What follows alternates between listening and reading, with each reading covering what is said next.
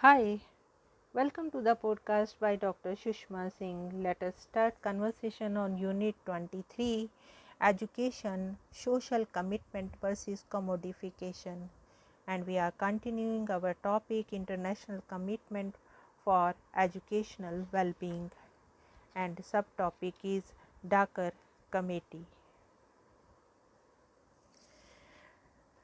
The collective commitment for education achieved a new dimension in Dakar, Senegal in 2000. The Dakar Framework for Action, entitled Education for All, meeting our collective commitment, stipulated clearly that governments have an obligation to ensure that EFA goals and targets are reached and sustained. This is a responsibility that will be met most effectively through broad-based partnership within countries, supported by corporations with regional and international agencies and institutions.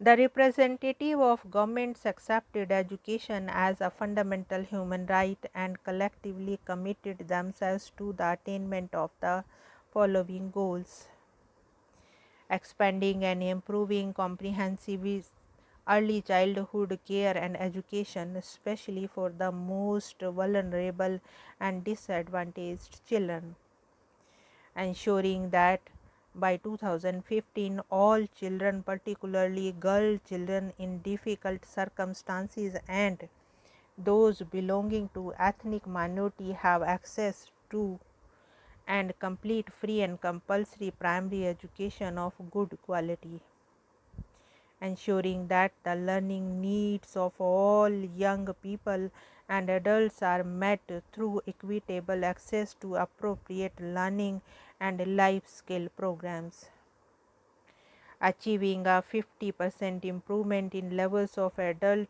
literacy by 2015, especially for women, and equitable access to basic and continuing education for all adults. Discriminating gender disparities in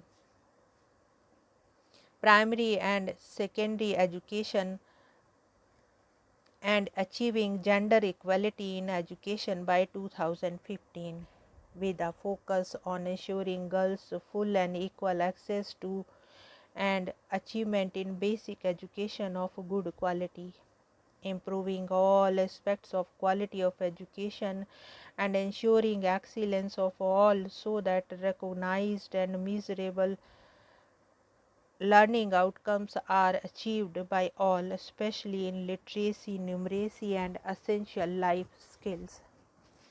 To achieve these goals, the governments, organizations, agencies, groups, and associations represented at the World Education Forum pledged themselves to mobilize strong national and international political commitment for education for all, develop national action plans, and enhance significantly investment in basic education, promote EFA policies within a sustainable and well integrated sector framework clearly linked to poverty elimination and development strategies, ensure the engagement and participation of civil society in the formulation, implementation, and monitoring of strategies for educational development,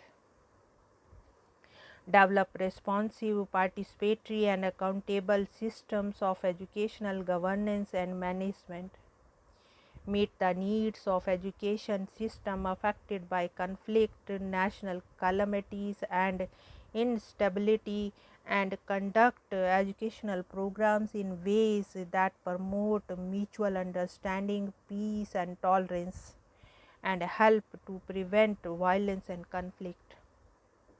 Implement integrated strategies for gender equality in education, which recognizes the need for changes in attitudes, values, and practices. Implement as a matter of urgency education programs and actions to combat the HIV and AIDS, create safe, healthy, inclusive, and equitable resourced educational environments conducive to excellence in learning with clearly defined levels of achievements for all, and hence the status, morale, and professionalism of teacher. Harness new information and communication technology to help achieve EFA goals.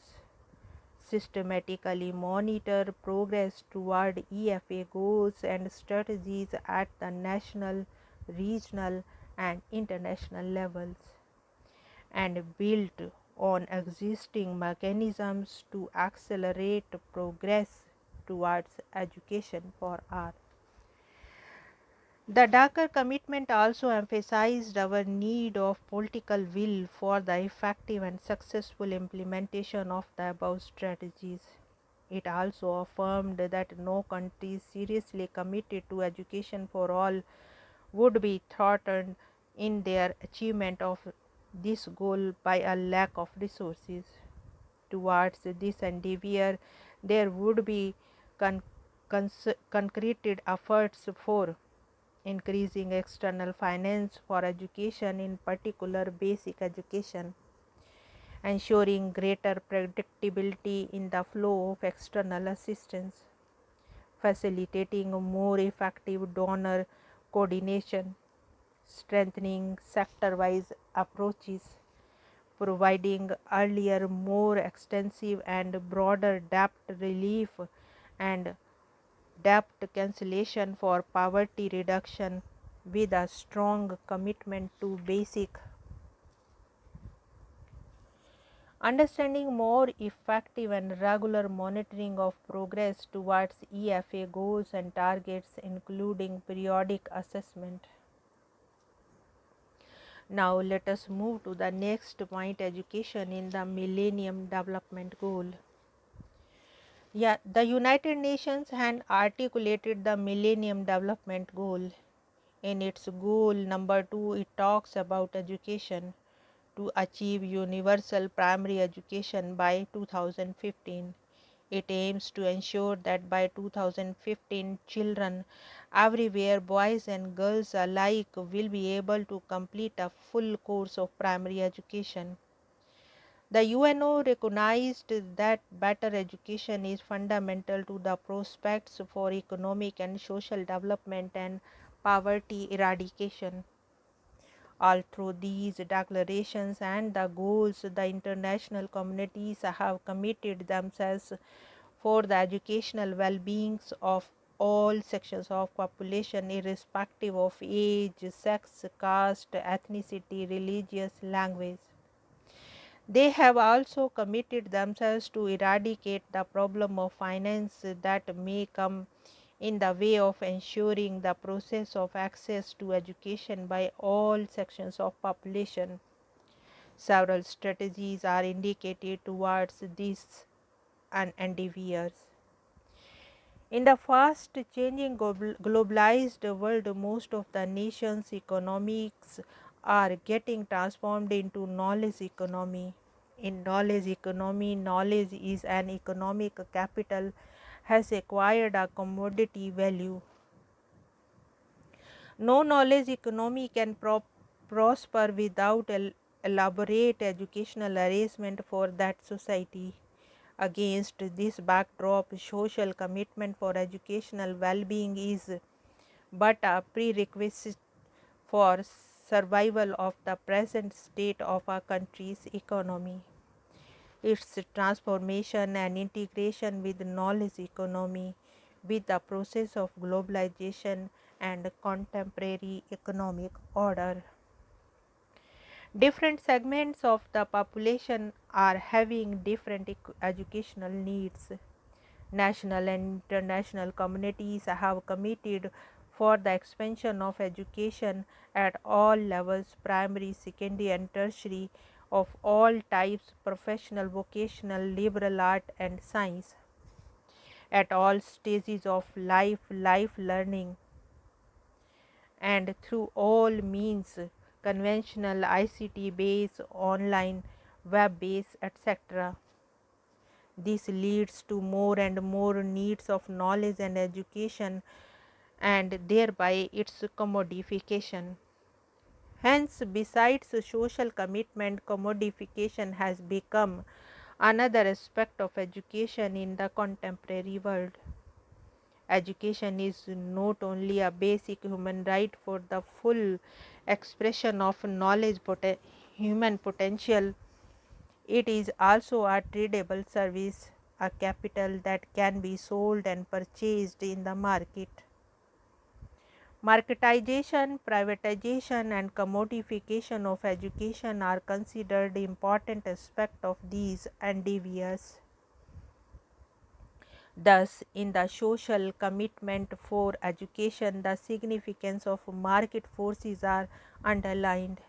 For example, the Social Development Summit highlights the significance of linkages between the education and labor market.